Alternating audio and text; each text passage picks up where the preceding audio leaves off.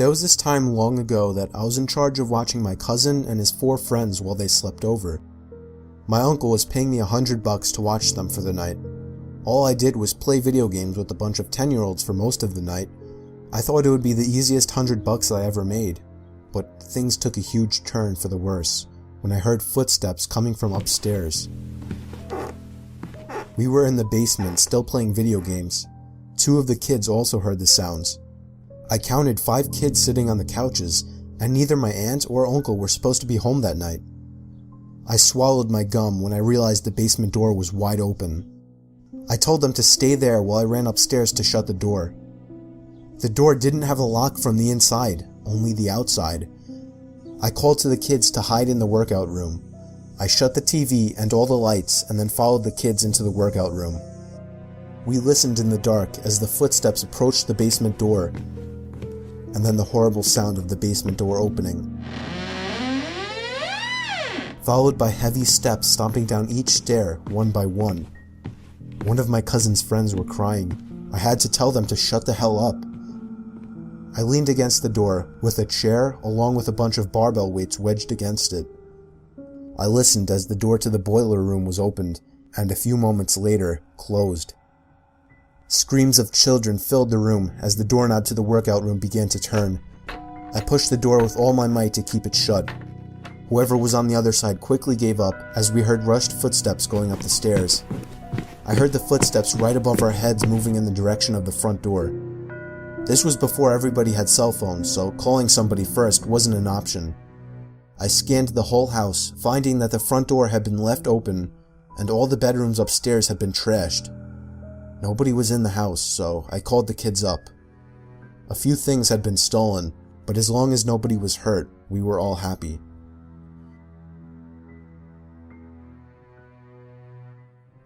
It was during a blizzard in Valley Stream. I was getting paid $250 to watch some couple's kid while they went away for the weekend. His name was Matthew. This took place on the first night, which was a Friday night. Matthew was already supposedly asleep, while I was in the living room watching a movie. I got a knock at the door, and looked at the clock. It was close to midnight. There was no way I was opening it. Not even 10 seconds later,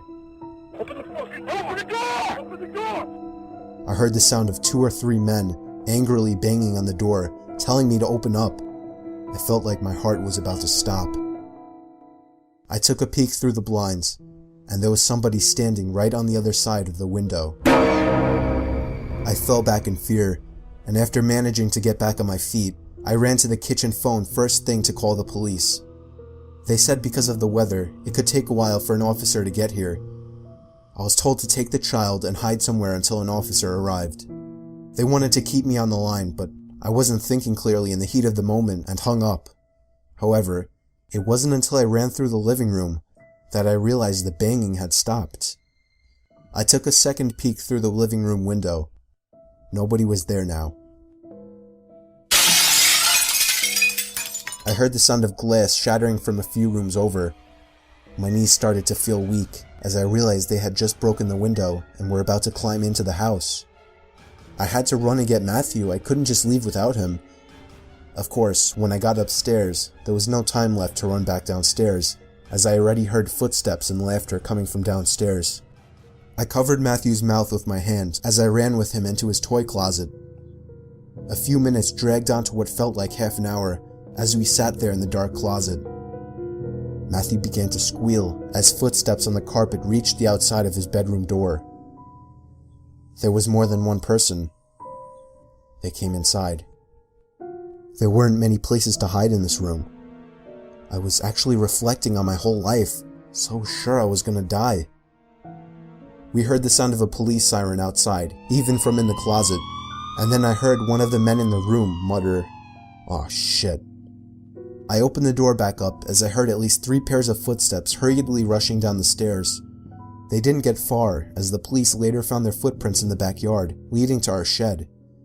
There were 5 men in total, and they were all arrested.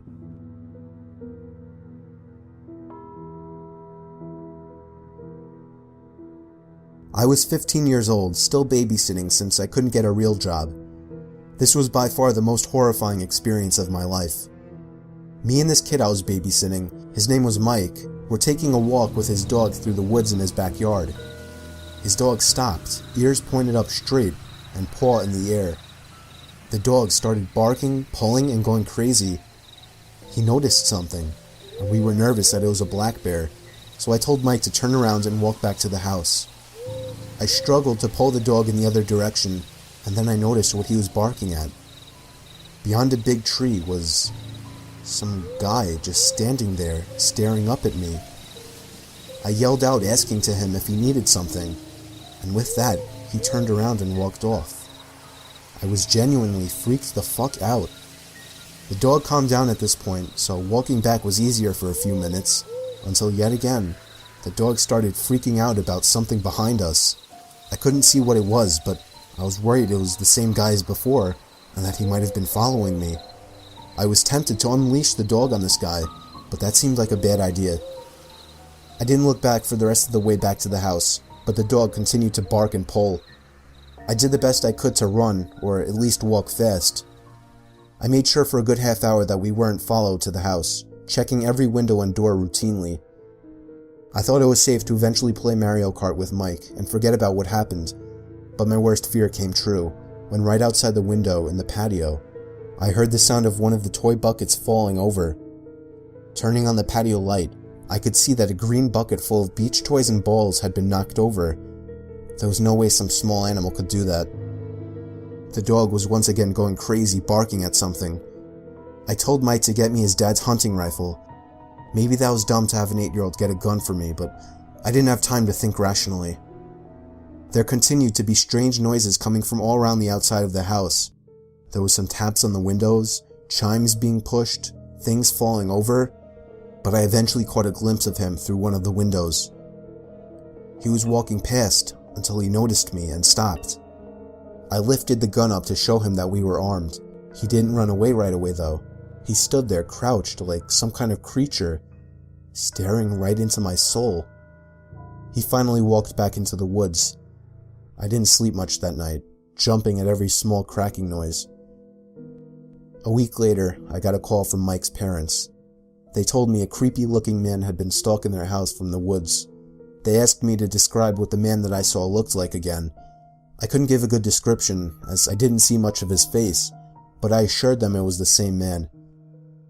They practically begged me to babysit on a few occasions after this, but I always respectfully declined.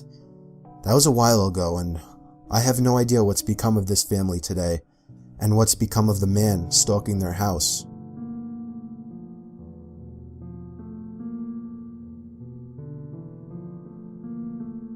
I would frequently babysit back between the ages of 15 and 18. I lived close to a relatively wealthy area where people were more generous in terms of pay. There was never a shortage of need for babysitters either, so I made a decent amount of money. I've definitely had to take care of some stranger kids, but this one takes the prize. Right from the moment I met Michael, he seemed really quiet and weird. He was 12 years old too, which some might argue is more than old enough to be home alone, but maybe not overnight. They needed me to stay overnight. His parents told me he could be a bit strange sometimes and may need some extra attention. I didn't really need to do much though. In the room that I would be sleeping in was a huge toy closet, big enough to fit a big Lego play table with a bunch of Legos and other toys sitting on top of it. Michael was up there for most of his time building with Legos and other toys. I didn't really spy on him too much, I just let him do his own thing. But I heard him constantly talking in there, as if someone were with him, not play talking. I could only assume he had some kind of problems, and that's what his parents were hinting at. He came down eventually to eat some of the leftovers in the fridge, but then went right back up to his closet. It wasn't until I finally told him it was time to go to sleep that he left the closet. I just wanted to go to sleep myself. Sometime in the middle of the night, I woke up to sounds coming from the closet, sounds of toys, like Legos. I called out to Michael to go to sleep. The sound stopped. The light wasn't on in the closet, so I was confused as to how the hell he could be playing in the dark. I went over to open the closet and turn the light on. Michael didn't seem to be in there. I dismissed the noises. I wasn't a paranoid person. I fell back asleep. I'd say an hour later, I woke up to partial brightness in the room. The closet light was on, but the door was shut. I called Michael's name again. I was pissed now. I saw the outlines of feet at the bottom of the closet door, and then heard a little giggle as if Michael were messing with me.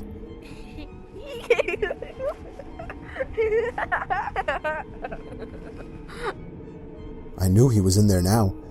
I marched over and threw open the door, and literally fell back in horror when nobody at all was in there. Where the two outlines of feet were, there was nothing now. I felt a pain in my chest from the fear. I ran to Michael's room to find him asleep in his bed. I locked his door and laid down on his floor. Just being next to another person made me feel a little safer. I fell asleep on the floor, and when the parents returned the next day, I decided to keep quiet about what I witnessed. I say what I witnessed because I know what happened. I got paid and left, and never had to worry about it again. Of course, it still sends chills up my spine thinking about it, and I still have no idea what to believe.